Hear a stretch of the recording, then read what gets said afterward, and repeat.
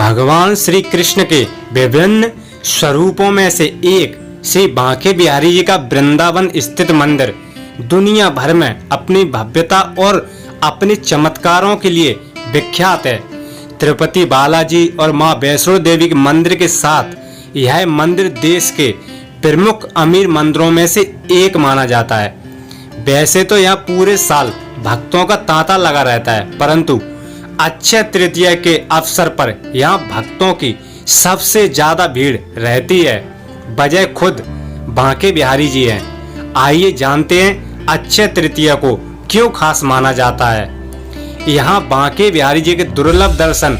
बांके बिहारी मंदिर में अक्षय तृतीया एक ऐसा अवसर है जहाँ बांके बिहारी जी के चरणों के दर्शन होते हैं। पूरे साल बिहारी जी के चरण वस्त्रों और फूलों से ढके रहते हैं, मगर अक्षय तृतीया पर साल में मात्र एक बार प्रभु के चरणों के दर्शन होते हैं। ऐसी मान्यता है कि इस दिन प्रभु के चरणों के दर्शन करने से भक्तों को विशेष कृपा मिलती है। सर्वांग चंदन लेपन।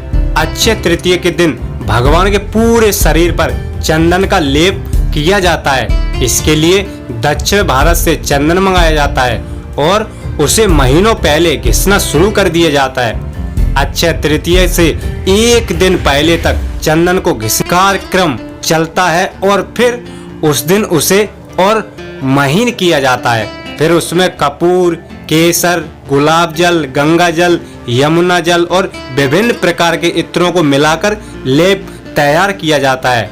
अक्षय तृतीया के दिन श्रृंगार से पहले भगवान के पूरे शरीर पर इसका उपटन लगाया जाता है।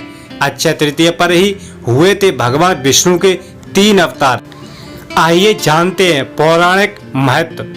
देखिए, राधा और कृष्ण का सम्मिलित रूप बांके बिहारी साक्षात राधा और कृष्ण का सम्मिलित रूप है। मान्यता है कि स्वामी श्री हरिदास जी महाराज ने इन्हें अपनी भक्ति और संगीत साधना की शक्ति से प्रकट किया था।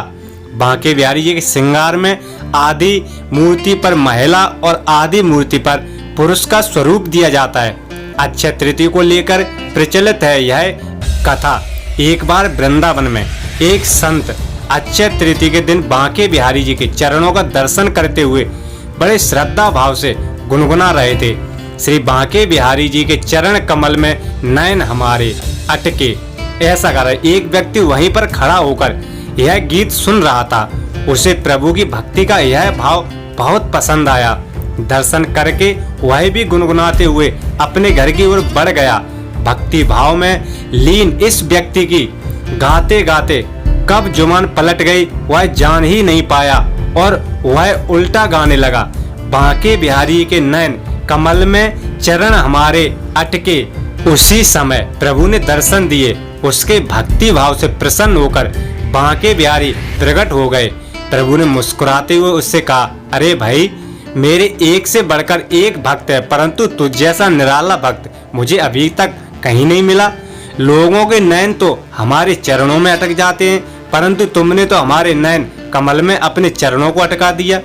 प्रभु की बातों को वह समझ नहीं पा रहा था, क्योंकि वह प्रभु के निस्वार्थ प्रेम भक्ति में डूबा था। मगर फिर उसे समझ आया कि प्रभु तो केवल भाव के भूखे हैं। उसे लगा कि अगर उससे कोई गलती हुई होती तो भगवान उसे दर्शन देने न आते। प्रभु के अदृश्य होने के बाद वह खूब रोया और प्रभु के दर्शन पाकर अपने जीवन को सफल समझने लगा।